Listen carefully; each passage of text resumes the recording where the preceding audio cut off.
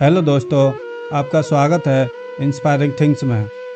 दोस्तों, जो हम बोते हैं वही हमें कई गुना होकर वापस मिलता है। मित्रों, आधुनिक होने के चक्कर में इस सत्य को मत भूल जाना।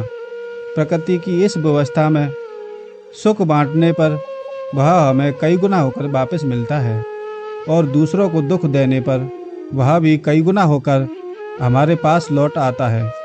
जैसे बिन मांगे दुख मिलता है, वैसे ही बिना प्रत्यन के सुख मिलता है। तो दोस्तों, हम इस कर्म फल को एक महाभारत के प्रसंग के माध्यम से समझने का प्रयास करेंगे। महाभारत युद्ध के बाद धृतराष्ट्र गहरे शोक में डूब गया। तभी उनके पास भगवान कृष्ण आते हैं।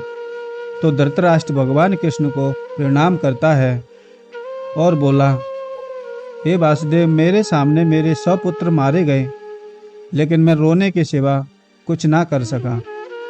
मुझे अपने पिछले 100 जन्मों का स्मरण है कि मैंने एक भी पाप नहीं किया है, फिर भी मेरे 100 पुत्र मेरे सामने मृत्यु को क्यों प्राप्त हुए। तो भगवान कृष्ण कहते हैं कि कर्मों की गति बड़ी गहन होती है राजन। कर्मों की गति जानने में तो देवता भी समर्थ नहीं है। मनुष्य की तो बात ही क्या है। काल के पास में बंधे हुए समस्त जीवों को अपने द्वारा किए गए शुभ अथवा अशुभ कर्मों का फल निश्चित रूप से भोगना ही पड़ता है। धृतराष्ट्र बोला कि मैंने कोई पाप नहीं किया वासुदेव। भगवान कृष्ण बोले, जब ये सृष्टि बनी तब से तुम जन्म ले रहे हो, उससे पहले कल्प में तुमने क्या किया, तुम्हें क्या पता। धृतराष्ट्र के अंतकरण का अंधेरा छटने लगा और उन्होंने भगवान कृष्ण से अपने 100 पुत्रों के मारे जाने का रहस्य बताने की विनती की। भगवान कृष्ण ने कहा, तो सुनो राजन, 100 जन्मों पूर्व तुम भारतवर्ष के बड़े प्रतापी और धार्मिक राजा थे। एक बार मानसरोवर के हंसों का एक दल अपने परिवार के साथ रामेश्वरम जाते हुए तुम्हारे बगीचे में बसेरा किया। उनमें एक हंस की पत्नी गर्भवती थी और प्रसव का समय नजदीक था। उस हंस ने तुम्हारे पास आकर विनती की, राजन, मैं अपनी गर्भवती पत्नी को तुम्हारे बगीचे में छोड़कर जा रहा हूँ। राजा होने के नाते उसकी रक्षा का भार तुम्हारा है। ऐसा कहकर वह हंस रामेश्वरम चला गया। कुछ समय बाद उस हंसनी ने 100 बच्चों को जन्म दिया और तुमने उन्हें चुगने के लिए मोती दिए। एक दिन तुम्हारे रसोइया तुम्हें एक हंस के बच्चे का मांस पकाकर खिलाया। तुम्हें वह मांस बहुत ही स्वादिष्ट लगा और आपने बिना विचार किए उस रसोइया को आज्ञा दे दी। आपने एक बार भी विचार नहीं किया कि यह मांस किसका और कहाँ से आया।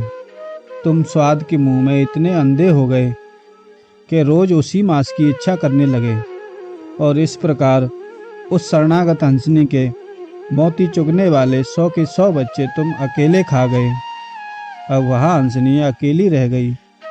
भगवान आगे कहते हैं कि जब हंस रामेश्वरम की यात्रा से वापस लौटा और हंसनी से बच्चों के बारे में पूछने लगा, तो हंसनी बोली कि आप राजा से ही पूछ लो। हंस ने राजा के पास जाकर बोला कि आपने मेरे 100 बच्चों को मार दिया। राजा इस बात से अनभिज्ञ था कि उसने किसका मांस खाया। उसने रसोइया को बुलवाया और उससे पूछा कि मुझे किसका मांस खिलाया जा रहा है। तो रसोइया ने बोला कि महाराज, यहाँ तो आपकी ही आज्ञा थी कि मुझे रोज यही मांस खिलाया जाए। राजा धर्मात्मा था, परंतु इस पाप से घबरा गया। तब हंस हंसनी ने श्राप देते हुए कहा, तूने अंधे होकर हमारे 100 बच्चों को मरवाया है, तेरे सामने तेरे भी 100 पुत्रों की मृत्यु हो जाएगी।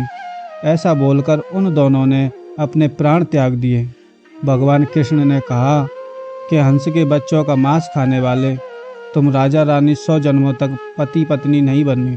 अब इस जन्म में तुम एक साथ राजा रानी बने, तो यह घटना घटित हो गई। आपको उस जन्म के कर्मों का फल अब इस जन्म में तुम्हें भोगना पड़ रहा है। भगवान कृष्ण की बात सुनकर धृतराष्ट्र सहमत हो गया कि यह मेरे कर्मों का ही फल है। दोस्तों, इस कहानी से हमें बहुत कुछ सीखने को मिलता है कि कर्म फल अटल है, उनको कोई मिटा नहीं सकता। अपने सुख दुख और सौभाग्य दुर्भाग्य के हम स्वयं जिम्मेदार होते हैं।